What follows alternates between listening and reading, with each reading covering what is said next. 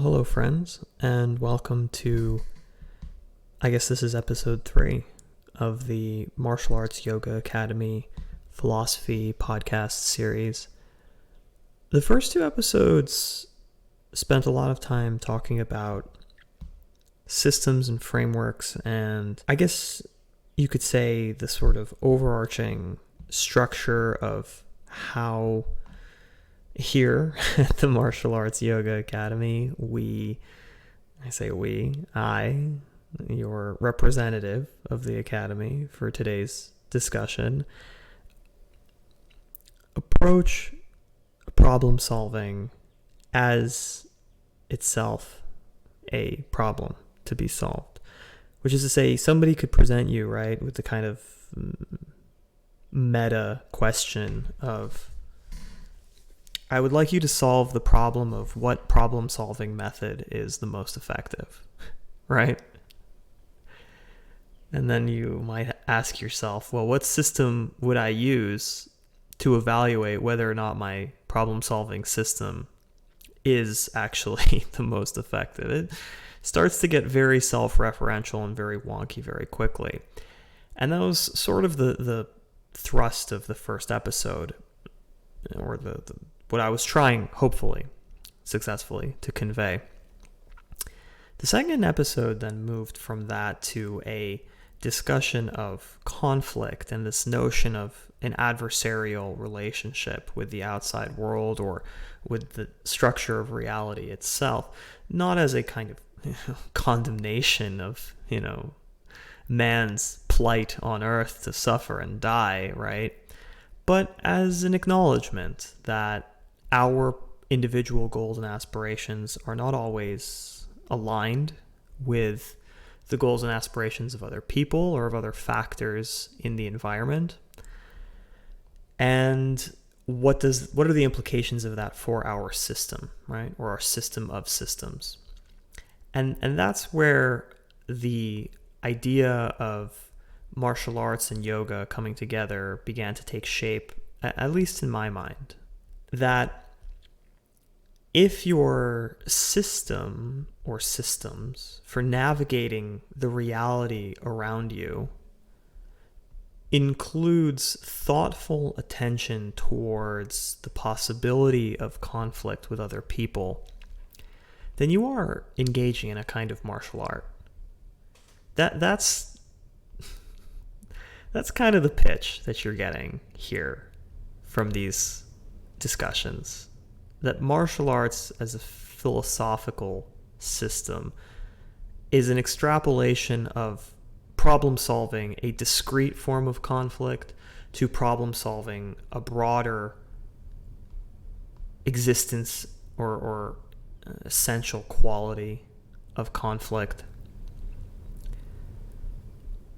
That once you see that the principles by which you evaluate whether or not you are an effective grappler or striker have some broader application, right? Then it's martial arts as a philosophy. It goes outside of the realm, the mats where it is performed, and starts to influence the way that you navigate life itself. And that, to me, is where it becomes integrated with a yogic practice. But what exactly is a yogic practice? I talked in the first episode about joining, right? Union, yoking. I spoke about a little bit about the cultural history, but nonetheless, there is this overarching question still at hand. And it's here that I want to build off of the conversation that was had in the previous episode about conflict and how that arises in the yogi's journey in a particularly specific manner. And the manner in which I'm talking about is the experience of gatekeeping, or of interfacing with gatekeepers. Now, gatekeeping generally has a pretty negative connotation People don't usually use it as a positive description of what somebody was doing. When they say, oh, they're being a gatekeeper, they're gatekeeping, rock and roll music or something. The implication there is that someone is trying to discourage your interest in this thing, almost in a sort of selfish way. Like they just kind of want to exclude you for the sake of excluding you. Because if they're on the inside and you're on the outside, then they get to feel good about themselves for being insiders. You can't be an insider unless there are outsiders, and we all want to be insiders, right? Well, this comes up in the yoga context all the time. And a good indication that you are dealing with gatekeeping or a gatekeeper is if adjectives like real or authentic or true start to get thrown around a lot in your discussion about what is and is not a yoga practice. An authentic yoga practice would require, and then you hear the following description from someone. And generally, gatekeepers fancy themselves on the inside, right? They're protecting the gates from the inside, so to speak. The person who tells you what yoga really is or isn't, often, not always, but often, sees themselves as a practitioner of the real tradition. The thing that they're telling you, that's the authentic stuff. This is the high octane, uncut yoga. Whatever you're doing, that's just fancy pants stretching or something, right? You're not chanting in Sanskrit. You're not reading the Yoga Sutras. You don't know the first thing about Patanjali or about the Bhagavad Gita. You haven't visited the sacred sites in India. You don't wear the beads. You don't have a man bun. I mean, do I need to go on? I think if you've had an experience with yogis and yoga studios, I hazard a guess that you've experienced gatekeeping in some form or another. Right? Where does this come from? Why do people do it? What utility does it have along our journey? Well, in the martial arts context, gatekeeping is a slightly different thing, and we'll maybe come back to that in a little bit, because I think it's interesting how gatekeeping manifests in the yogic context versus in the martial arts context, and what that tells us about gatekeeping as a practice, about what function it supposedly serves. You see, despite the negative connotation with this term, which I believe the Oxford Dictionary defines as just limiting or restricting someone's access to something, that's a less overtly negative definition. The other definition, if I recall correctly, was that you're actually actively trying to discourage another person's interest in an activity or hobby or whatever the case may be, right? That sounds discouraged, right? That doesn't sound like a good thing. We're all supposed to be encouraging one another, And if somebody shares an interest that you share, wouldn't you encourage them as well? Why would you try to keep people out of the thing that you take an interest in? Why indeed? Well, oftentimes, whether or not we apply the term gatekeeping and all of its pejorative connotations to something that someone is doing has a lot to do with whether we perceive ourselves as on the inside or on the outside of the thing, right, that is being kept, inside or outside the gates. When we're on the outside looking in, and we feel that someone is manning the gates and trying to limit our access inside or discourage our interest in what is inside, that usually doesn't feel so good, right? That usually makes us immediately self-conscious. Why am I being excluded? Why am I wrong, right? Where does this person get off thinking I don't belong here too? Who gave them the right? And it can also result in very self-destructive tendencies, feeling like we need to prove ourselves or validate, who we are to the gatekeeper in the hopes that they'll let us through. Like the nightclub bouncer, right? You see some people getting let in, you're still waiting online. That can be very damaging to a person's self-esteem. Of course, it can also make them more desperately want to get inside because, gosh darn it, if this is so exclusive and I were one of the people on the inside, well, that would mean that I have accomplished something others haven't. And so, supposing you do get let through, how long does it take you to get perfectly comfortable with the idea that there's somebody at the front preventing other people from coming in? Knowing full well that that's probably making them feel as self-conscious or hurt as you felt moments before you were let in. Does that register or not? Because once you're on the inside, then your perspective might be, well, we can't just let everyone in. And this actually only functions if we regulate the kinds of people who are coming in, right? And maintain certain criteria for the benefit of the people inside.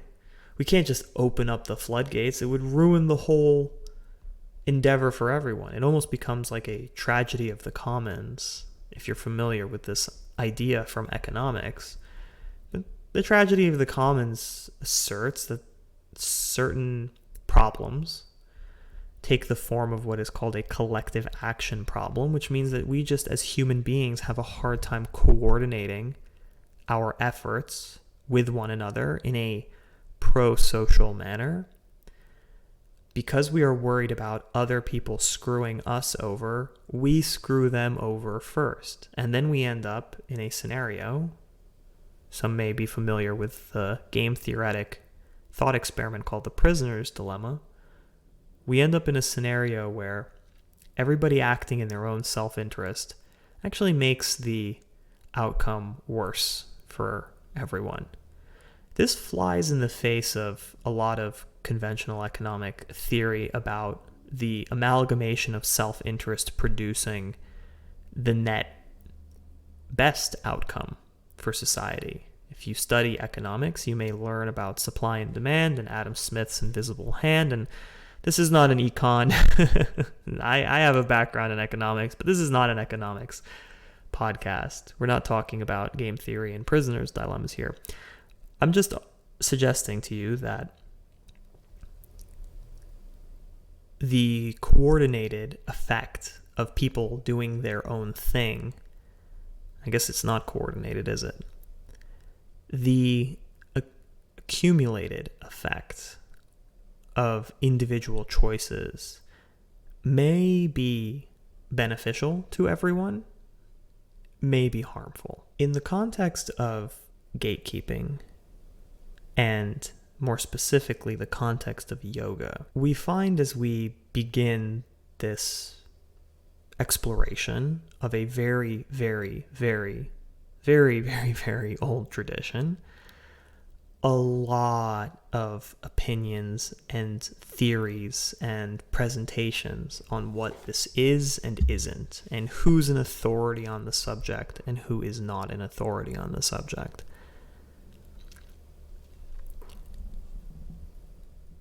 And that's very overwhelming. Speaking from personal experience, what studio do you go to? What instructors do you learn from? What styles do you embrace? What lessons do you adopt? How do you know? I mean, how do you, as the beginner, know who to listen to? How do you pick them? How did you pick this?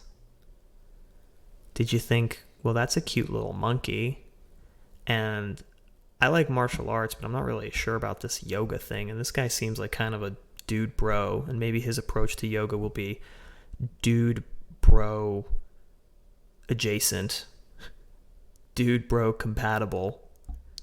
Yes, I think my approach to yoga is dude bro compatible. It may only be dude bro compatible. That remains to be seen. But the fact remains that ultimately it's really going to be up to you.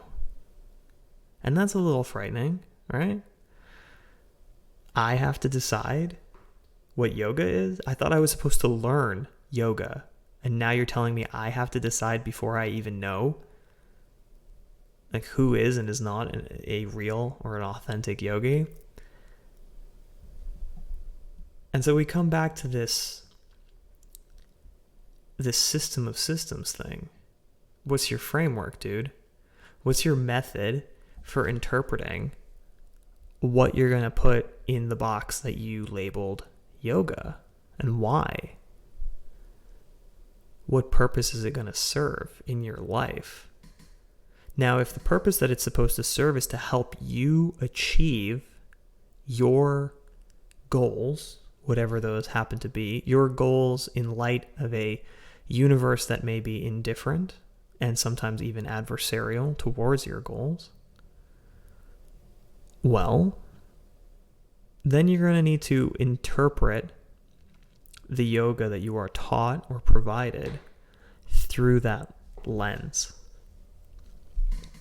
I can tell you what Patanjali's sutras say yoga is.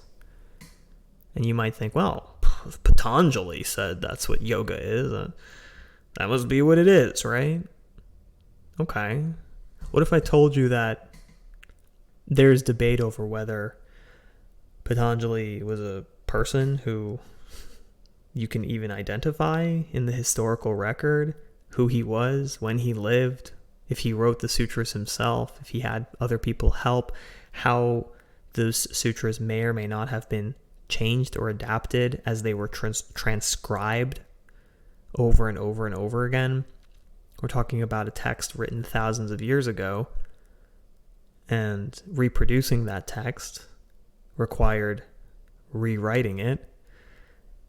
How precise do you think each rewrite was compared to the original? It's like a very old game of telephone, isn't it?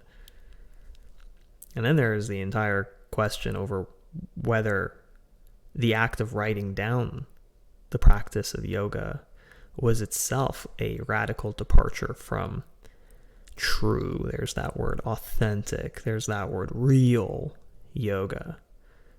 I wouldn't be surprised if our friend Patanjali had some gatekeepers in his day who were saying, what are you doing, man? You're not supposed to write this all down. We chant this, we teach this to one another, we embody this practice. You can't communicate this in writing. You have to learn it by doing, and it's a non-verbal thing. What do you think his response was? Like, screw you, I'm going to do it anyway? I don't know. I'd like to think that was Patanjali's response. Screw you guys. This is valuable. We should write it down, and I'm going to do my best. And the sutras are a collection of essentially aphorisms, philosophical propositions that explain yoga as a system. And it's Sutra 1.2, I believe, that tells you the definition. Yoga is... Now, I'm about to give you an English translation, not the original Sanskrit. I will not pretend to speak Sanskrit. I will not pretend I can even pronounce any of the words correctly. But the translation that I've studied from, which is Nikolai Bachman's Yoga Sutras desk reference, defines the second, or translates the second sutra as yoga being the stilling of the fluctuations in the heart-mind field of consciousness. Well, that's perfectly clear, right? No need to elaborate any further. We're all on the same page. We all understand 100% what stilling the fluctuations of the heart-mind field of consciousness requires, right? All right, next lesson. Of course it needs more elaboration. And there's, 190 something sutras that come after, which build on what exactly is meant by this statement, stilling the fluctuations.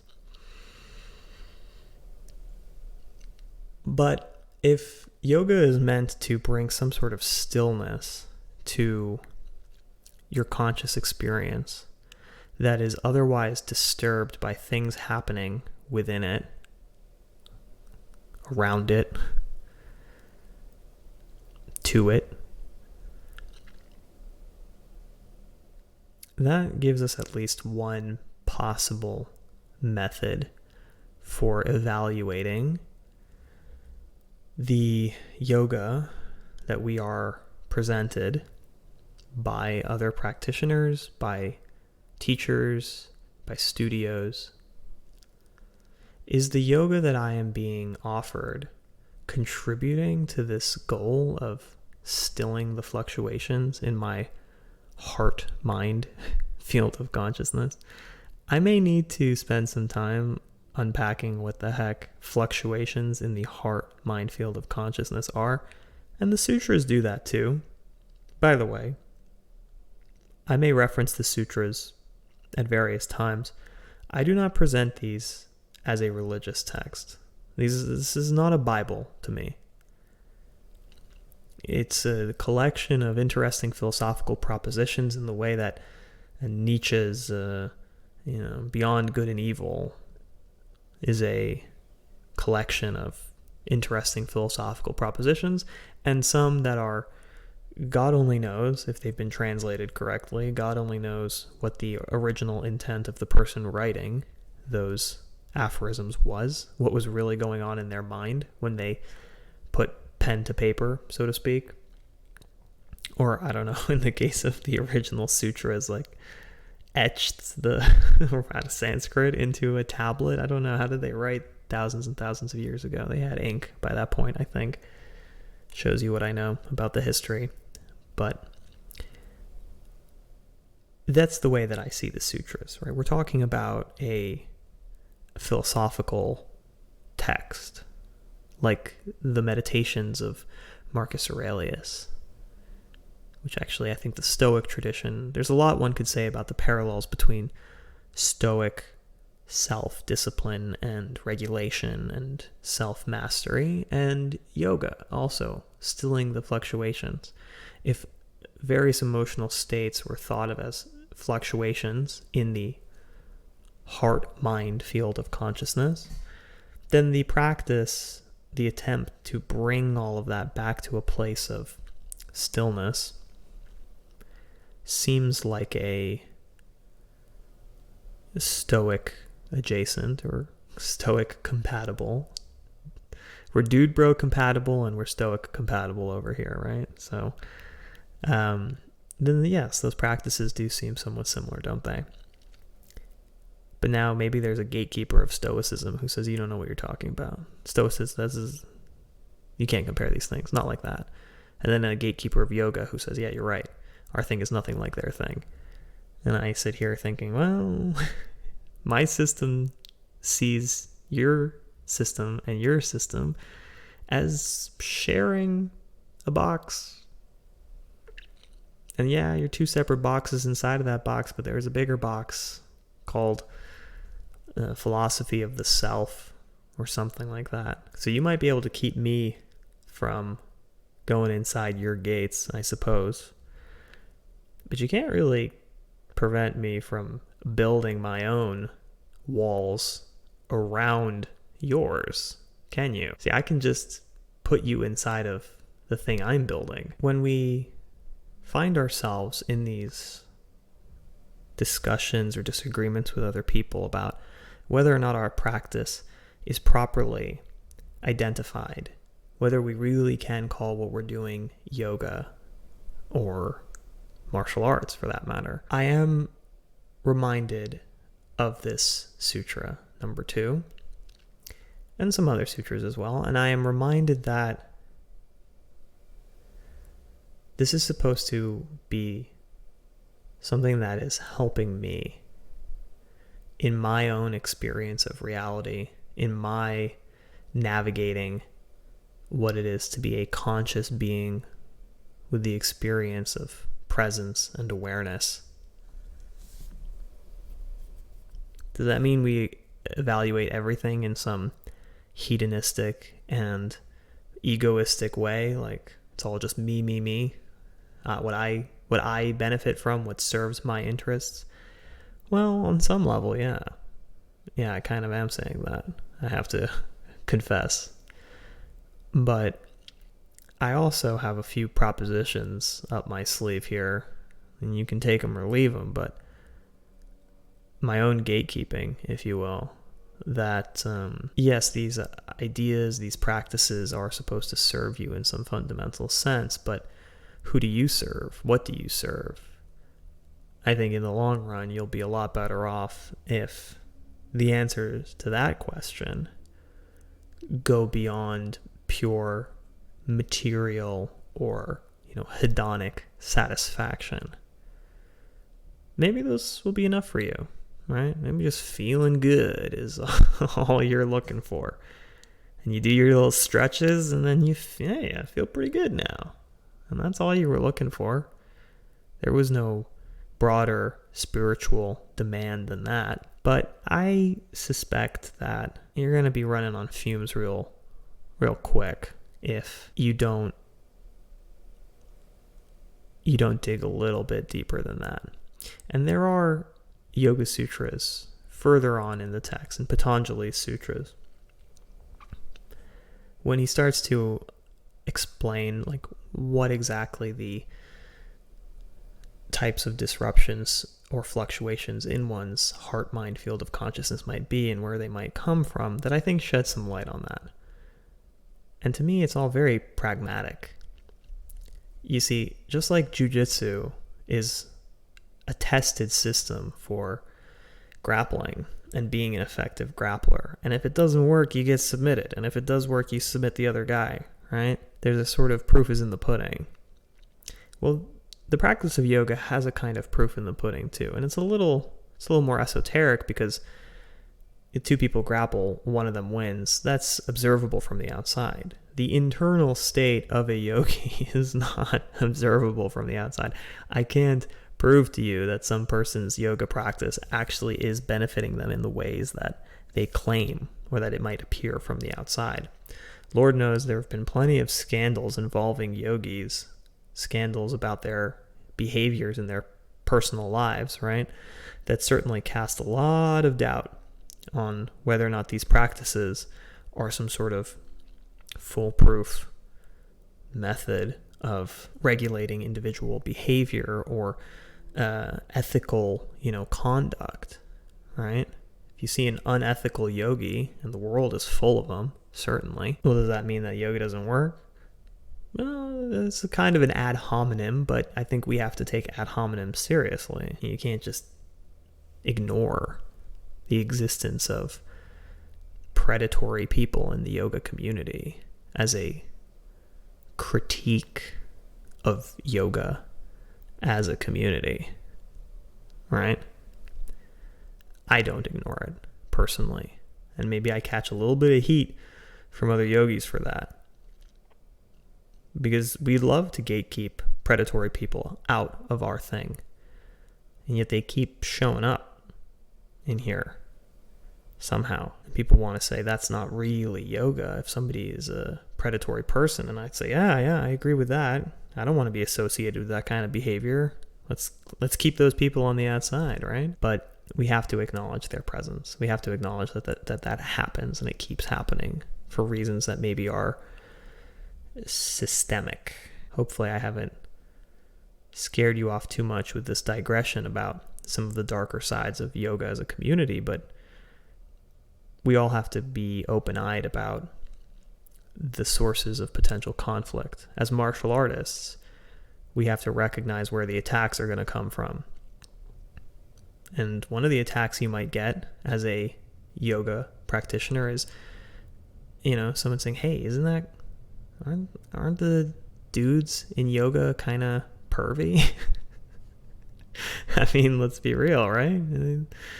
How many of those do you have to hear about before the stereotype, if the shoe fits, as they say? Well, it's going to be your responsibility, my responsibility, to try and demonstrate that that's not applicable to every person, that there are people who recognize that as a bad thing and try to gatekeep against it. So maybe gatekeeping is not such a bad thing after all, if it keeps pervy, predatory people out of your space. Right? Did we bring it back around? The condemnation that became the praise? We'll see. I had mentioned, and I'll wrap up here very quickly, that martial arts has a different form of gatekeeping to it than yoga does. Yoga is usually the gatekeepers take competing interpretations of texts and practices and argue about what is or is not a more tradition-honoring approach to the practice.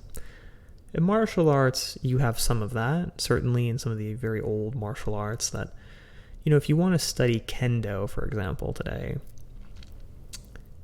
there's going to be a lot of pomp and circumstance that goes with that.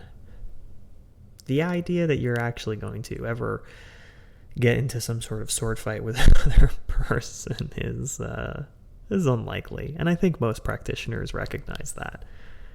What they're doing is a sport that they believe brings them some stillness of mind and presence of mind and a little bit of fun and exercise, and they get to live out their childhood fantasies of fighting, bandits with a sword and all that stuff, which I don't look down on at all. I think it's a beautiful art. People who are really good at it, it really is a beautiful thing to watch.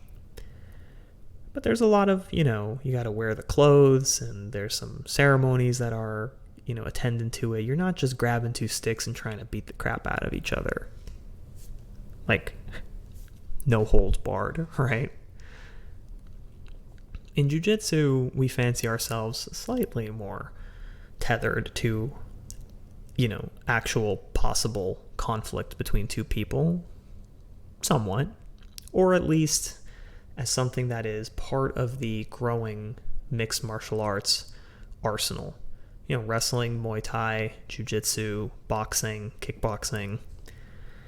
Those are kind of the major styles or systems that we see in high-level competitive martial arts fighting, right? And so jiu-jitsu practitioners tend to fancy themselves as a slightly more authentic system. Well, now we're seeing the gatekeeping again, aren't we? And what's funny is even in grappling, there's a lot of gatekeeping. The gi versus no gi, submission only versus points-based systems. Should people be allowed to pull guard? Doesn't that negate the necessity of takedowns in the grappling system? How should we score things? What if there's no submission within, 15 minutes? Do we just let them keep going until somebody submits the other person? Do we have judges decide? How do the judges decide who won a grappling match with no submission in it? Oh boy, lots of gatekeeping here. And then, of course, there's the gatekeeping of who's a real, genuine practitioner. Are they a real black belt or a fake black belt, right? Do the belts even matter? When Nicky Rod, the black belt slayer, right, submits all these black belts and he's only a blue belt, does that mean they're not real black belts or he's not a real blue belt? I'll let you be the judge of that. But because there's a kind of competitiveness built into the art, we have winners and losers. The system of what is, authentic and what isn't is a little bit easier to pin down, isn't it? No pun intended. The proof is demonstrated by the performance because the goals are very discrete. I will conclude here by simply suggesting to the new or the developing yoga practitioner that if you think about your yoga as having a similarly discrete goal, which is bringing a sense of stillness, of a presence of mind, of stilling these fluctuations in your conscious field. And we'll talk about that more in the next episode. But if you are able to structure your yoga around this objective, I think it will become easier for you over time to determine which instructors are worth listening to and which aren't, and sample a whole litany of sources of instruction without losing sight of who you are and what you're trying to achieve. All right, why don't we stop here today? Thanks so much for your time as always. I'll talk to you again soon. In the meantime, stay alive. Namaste.